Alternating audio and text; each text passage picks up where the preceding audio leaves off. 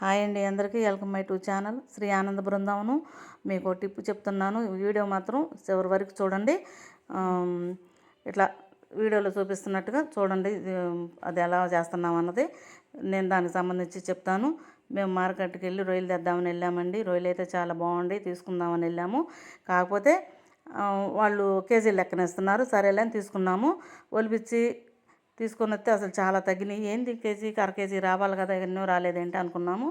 సరేలే అని మళ్ళీ వెళ్ళినప్పుడు ఇట్లా తీసుకున్నాము. తీసుకున్నప్పుడు అప్పుడు చూసాం రొయ్యలతో పాటు వాటర్ కూడా వస్తున్నాయి కవర్లో. కానీ అప్పుడు మేము ఇంటికాడ నుంచి ఇంకోసారి వెళ్ళేటప్పుడు ఇంటికాడ నుంచి ఒక కవర్ తీసుకొని దానికి ఇట్లా చూపిస్తున్నట్టుగా ఇలా చిన్న చిన్న బెజ్జాలు వాళ్ళు గుర్తుపట్టకుండా చిన్న చిన్న బెజ్జాలు పెట్టుకొని వాళ్ళ కవర్లో వేయకుండా మన కవర్లో వేయించుకోవాలి.